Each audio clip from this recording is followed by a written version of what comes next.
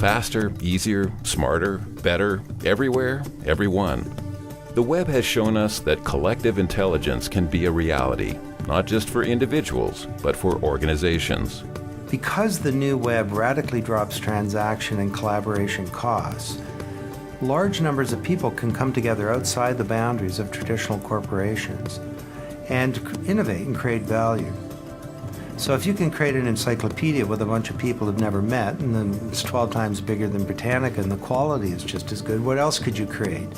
Could you create an operating system? Well, it's called Linux.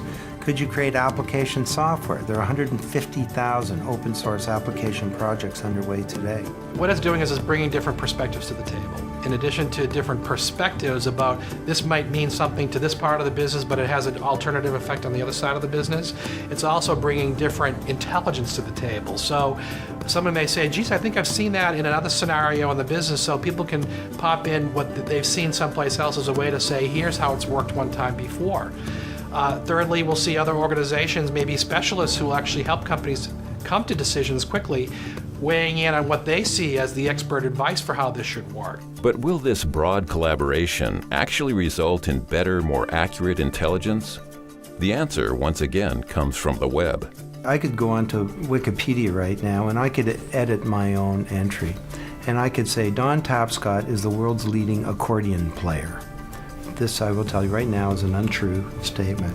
That would last about a minute or two, because world's leading, there'd be people all over that formulation. Then there'd be a bunch of accordion players saying, who the heck is Don Tapscott? The guy doesn't even have a CD.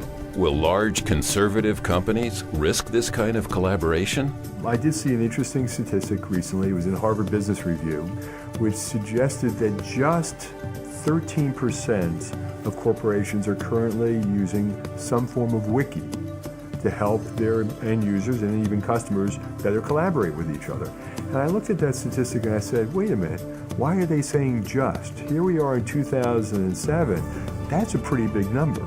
Companies that embrace, mass collaboration, collective intelligence, they innovate better.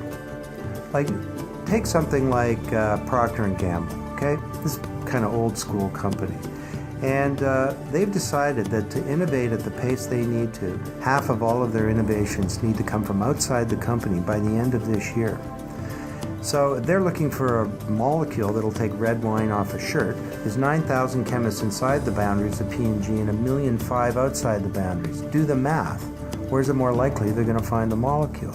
So they go to the Innocentive network, and sure enough, there's a retired chemist in San Francisco or a grad student in Taipei. They come up with a molecule, they get paid. P&G is an innovation engine, and they have 22 brands now that are bigger than $1 billion. To me, I see collaboration as being one of those things without boundaries. I mean, most people will first think of within a work group, then maybe within the four walls, then maybe within the global enterprise, but I see this really not stopping. This is a situation of going pretty much across the globe, regardless of business boundaries. And I think organizations are going to have to learn what that means to them so that they don't, in essence, unlock their assets too quickly, but more importantly, make things available to people who can really help them make the right decision about what should happen in their company. This is a new model, basically. You think about opening up the boundaries of the company. You think about peering. You need to share some of your intellectual property and have a portfolio of IP that you own and some that you share. And you also need to be transparent, open up the kimono. And if you do, you increase the metabolism of business, you drop collaboration costs, you build a higher performance enterprise. This is pretty straightforward.